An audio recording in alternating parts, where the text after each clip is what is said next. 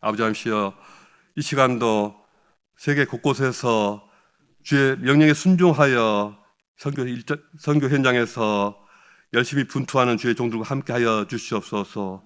그들의 기도에 때마다 응답하시며 아버지, 그들이 늘 주님께서 주시는 능력에 힘입어서 일하게 하여 주시옵소서. 주께서 주시는 권능으로 말미암아서 승리케 하여 주시옵소서. 아버지 하나님이여, 오늘 하루도 저희가 행하는 모든 일들 속에서 주께서 함께 하시며 주께서 승리하시는 것들을 저희가 체험하고 맛보기 원합나이다. 아버지 하나님이여, 오늘 하루 저희가 동행하여 주시옵소서. 감사드리며 예수 그리스도의 이름으로 기도하였습니다. 아멘.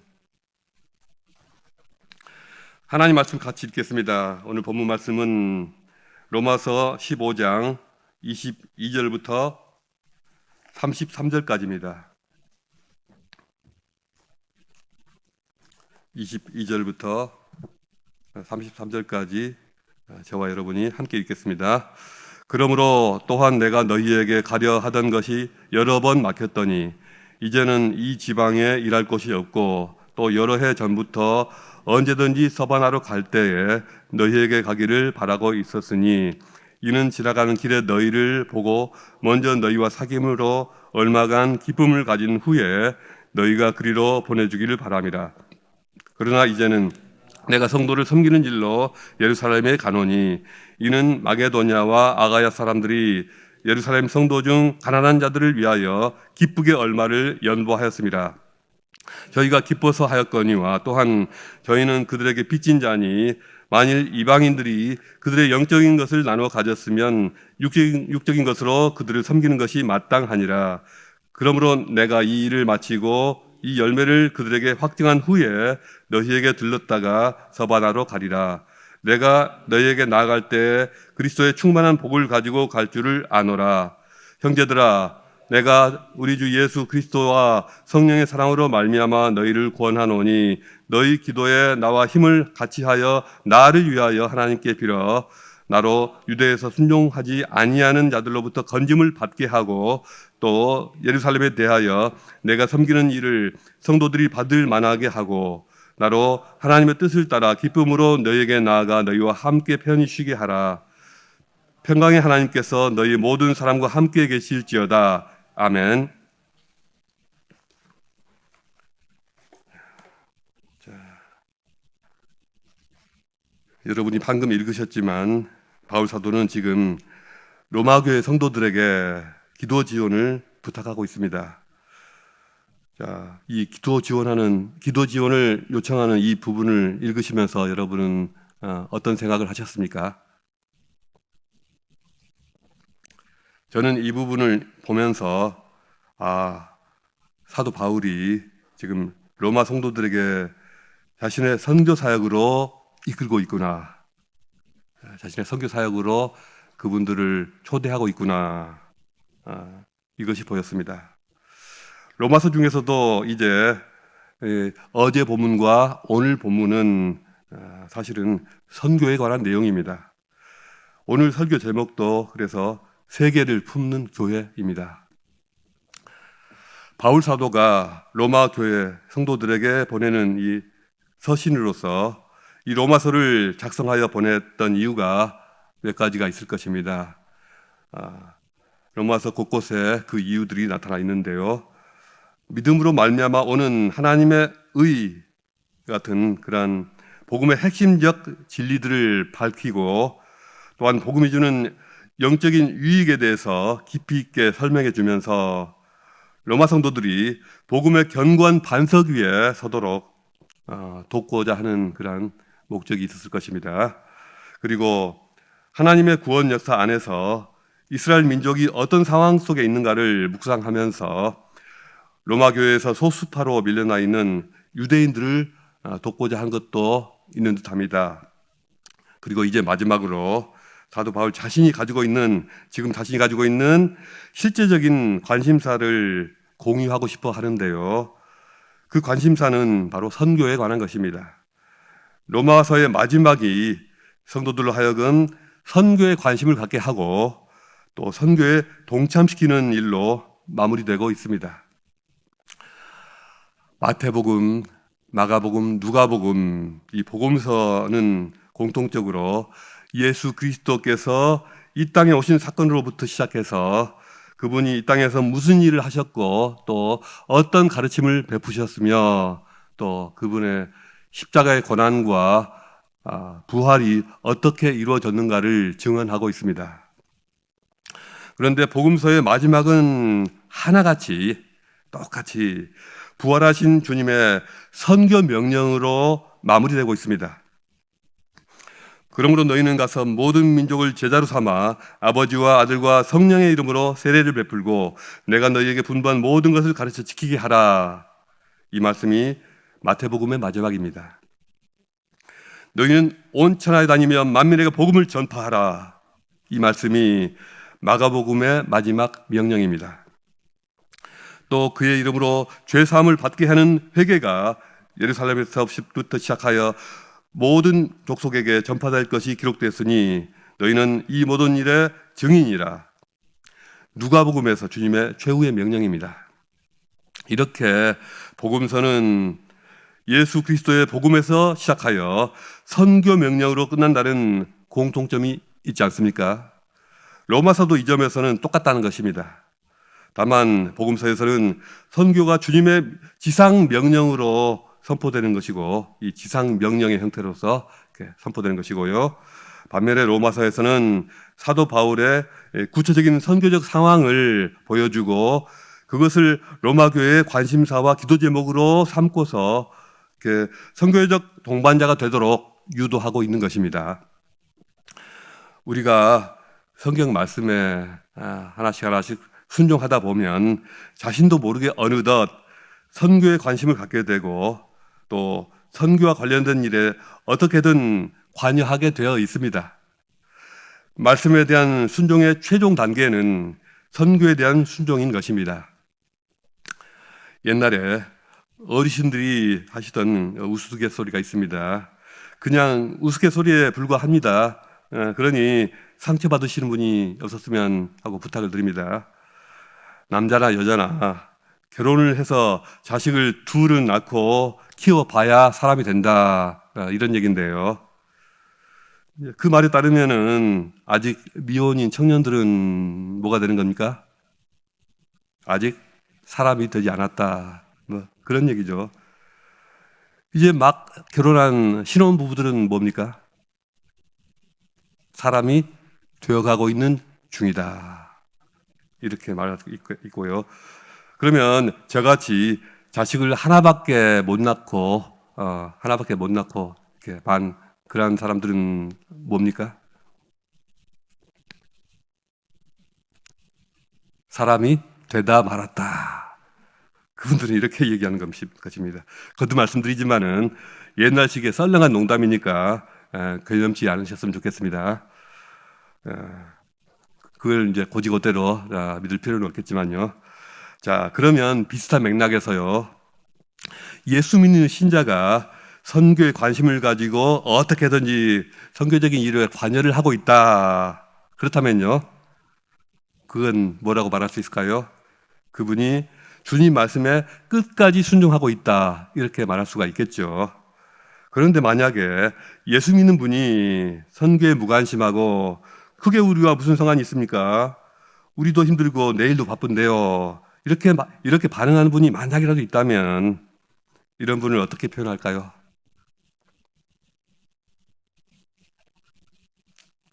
예, 순종하다 말았다. 이렇게 말해야죠. 그렇습니다. 주님의 마지막 명령은 선교 명령이고 우리의 순종의 완성은 선교에 대한 순종입니다. 우리 세움교회에서는 오랫동안 선교에 관심을 가지고서 여러 모양으로 선교 사역에 관여해 오시는 분들이 많이 있는 걸로 알고 있습니다. 지난 주일날 점심시간 후에 어떤 남자 집사님과 대화할 기회가 있었는데요.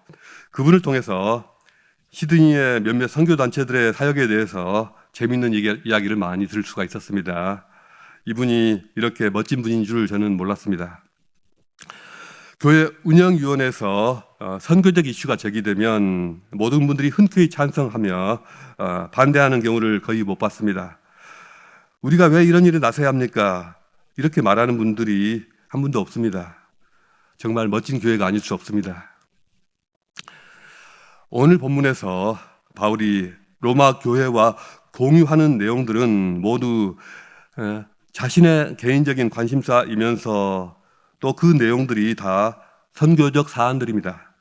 바울은 그들에게 로마를 방문할 계획임을 알립니다. 뿐만 아니라 현재 자신이 처한 상황과 관심사, 앞으로의 일정 등을 구체적으로 공유하고 있습니다. 한 번도 가본 적 없는 로마 교회에 어떻게 자신의 관심사를 이렇게 세부적으로 알리고 공유할 수가 있을까? 아마 처음 보내는 편지일 텐데요. 마치 매우 친밀한 그런 관계인 것처럼 그렇게 자신을 다 오픈하고 있습니다. 그 이유는 두 가지가 있을 것입니다. 첫 번째로 로마를 한 번도 방문한 적이 없었지만 그럼에도 이미 로마에는 바울과 매우 가깝고 또 사역적으로 동지적 관계였던 인물들이 다수 거주하고 있었습니다. 다음 장에 그들의 이름이 언급되는데요. 로마서 16장에 이름이 쭉 나옵니다. 적어도 26분의 이름이 언급되고 있습니다. 그들이 로마 교회를 주도하는 위치에 있지는 않았을지라도 이들을 통해서 바울과 로마 교회는 생면부지 관계라기보다는 이미 서로에 관한 충분한 정보와 공감이 있었던 것으로 보입니다. 그리고 또 다른 이유가 있는데요. 사도 바울은 이미 로마 교회를 자신의 동반자로 인정하고 자신의 진솔한 고민과 선교적 기도 제목을 나누고 있습니다. 로마 교회의 문제점을 어느 정도 알고 있기 때문에 그들을 위한 강력한 권면의 말을 아끼지 않았지 않습니까? 다른 한편으로는 그들을 복음 사역을 위한 동반자로 대우하고 그들에게 도움을 구하고 있습니다. 예수 그리스도의 사도로서 그들을 신앙의 깊은 세계로 나아가게 하도록 돕는 것이 마땅한 것처럼 또 주님의 사도로서 그들을 하나님의 선교 사역의 동반자로 여기고 협조를 요청하는 것도 전혀 미안하거나 어색한 일이 아닌 것입니다. 지극히 자연스러운 그런 부탁인 것입니다. 바울이 그들에게 말하고 있는 것은 자신의 뜻은 이런 것입니다. 자, 나는 지금까지 예루살렘에서부터 시작하여 일리리아 지역, 즉 발칸반도의 맨 서쪽입니다. 그곳까지 두루 다니며 예수의 복음을 전파하였습니다. 나는 아직 예수를 모르고 예배해 본 적이 없는 곳으로 찾아다니다 보니 로마를 벌써 방문하고 싶었음에도 불구하고 그렇게 시간이 오래 걸렸던 것입니다. 이제 로마에서 사역이 마무리되는 듯하여 이제 나는 여러분을 만나기 위해서 구체적인 계획을 세우고 있습니다. 나는 스페인으로 가려고 하는데 도중에 여러분들에게 들려서 좋은 시간을 함께 나누고 또 여러분이 베풀어주는 하나님의 복을 가지고 최종 목적지로 향할 것을 기대하고 있습니다. 나는 그 전에 먼저 예루살렘으로 가서 거기서 예수를 따르는 분들에게 구제 헌금을 전달할 것입니다. 마게도냐에서 아가야 지역까지 모든 그리스 사람들이 예루살렘의 가난한 신자들을 돕기 위해 마음을 모아 헌금했습니다. 그들은 기쁜 마음으로 이 일을 했는데 이는 그들이 마땅히 해야 할 일을 한 것이기도 합니다. 바울은 이렇게 로마 방문 계획을 말한 다음에 로마 교회 성도들이 바울과 힘을 합쳐서 세 가지를 위해서 기도해 주십사 하고 세 가지 기도 제목을 말하고 있습니다. 첫째로 바울이 예루살렘에 올라갔을 때 과격파 유대인들로부터 보호해 주시도록 기도를 요청합니다. 바울은 믿지 않는 유대인들 때문에 자신이 위험에 처해 있다는 것을, 심지어 생명마저도 위태롭다는 것을 잘 알고 있습니다. 그렇다고 그가 죽음을 두려워할 사람은 아닙니다. 나는 주 예수의 이름을 위하여 결박받을 뿐만 아니라 예루살렘에서 죽을 것도 각오하였노라, 이렇게 말하는 분입니다. 그렇지만 복음 사역을 위해 아직 해야 할 일이 남아 있기에 이렇게 기도 지원을 요청하는 것입니다. 그러므로 그의 신변 안전 문제는 개인적인 문제를 넘어서서 지극히 중요한 선교적 이슈였습니다. 그러니 기도 지원을 부탁을 해야죠. 둘째로 바울이 마게도냐와 아가 지역을 두루 다니며 모든 헌금을 예루살렘 교회가 마음 상하지 않고 받아들일 수 있도록 기도 부탁합니다. 준다고 덥석 무조건 받을 수 있는 그러한 일만은 아니었습니다. 그는 그들이 그 헌금을 받음으로써 바울이 지금까지 유대 전통을 무시하는 듯 했던 그러한 처신에 있어서 예루살렘 교회가 찬성하는 것으로 그렇게 여겨질 것입니다. 그런데 만약에 반대로 헬라 지역에서 그가 모아온 헌금을 예루살렘 교회가 거부하는 사태가 벌어진다면 이는 유대계 신자들과 이방인들 간에 돌이킬 수 없는 크나큰 감정의 골이 생겨나게 될 것입니다. 그 헌금을 통하여 동방의 교회들이 지금까지 그 모든 의욕을 해소하고 하나로 화합하느냐, 아니면 자칫하면 쪼개져서 서로가 딴 길로 가느냐, 이렇게 판가름되는 중차대한 문제가 아닐 수 없는 것입니다. 그러니 선교적으로 얼마나 중요한 문제이겠습니까? 그래서 이 문제를 위한 기도 재원을 요청하고 있습니다. 세 번째로 선교 전달 사역을 마친 후에 바울이 로마 방문을 기쁘게 할 수 있도록 기도해 달라고 부탁하고 있습니다. 사실은 로마 교회와 직접적으로 관련되는 문제는 바로 이 세 번째 문제일 뿐이고요. 첫 번째와 두 번째 기도 제목은 로마 교회와 직접적으로 상관이 없는 문제이기도 합니다. 그럼에도 불구하고 그 기도 제목을 요청하는 것은 앞에 두 가지가 잘 해결될 때에 비로소 아무 문제 없이 로마를 방문할 수 있기 때문입니다. 그리고 직접적으로 로마 교회와 상관이 없을지라도 이런 문제들을 상세하게 설명하지 않으면 나중에 서로 딴 생각을 하며 오해가 생길 수가 있고요. 또 선교 현장의 문제를 모르고 엉뚱하게 판단할 수도 있기 때문입니다. 그러니 선교 보고는 상세하고 구체적이어야만 합니다. 우리가 선교를 위해서 기도해야 하는데요. 선교적 기도 제목이라는 것이 하나하나가 이렇게 구체적인 문제들로 이루어져 있습니다. 누군가가 아파서 치료받아야 한다든가, 그 지역 토착민들로부터 어떤 해를 당하였다든가, 여러 가지 위협이 있다든가, 학교를 세워야 하는데 돈이 부족하다든가, 갑자기 홍수나 지진 같은 자연재해가 생겨서 큰 피해를 입었다든가, 이런 것들입니다. 주님의 선교 명령에 대한 순종, 즉 선교적 마인드라는 것이 다른 것이 아니라 바로 이런 문제들을 우리가 들었을 때 공감하며 내 일처럼 여기는 것입니다. 우리는 TV 드라마나 영화를 보면서 주인공들의 상황이나 처지, 그 느낀 그 감정에 공감하고 몰입되어 함께 희노애락을 경험합니다. 선교적 마인드란 선교사들의 고민과 열정과 그들의 간절한 기도에 공감하면서 그것을 남의 일이 아니라 자신의 일로 느낄 정도로 자꾸 마음이 가고, 그래서 내가 도울 일은 없는가 알아보고 찾는 것입니다.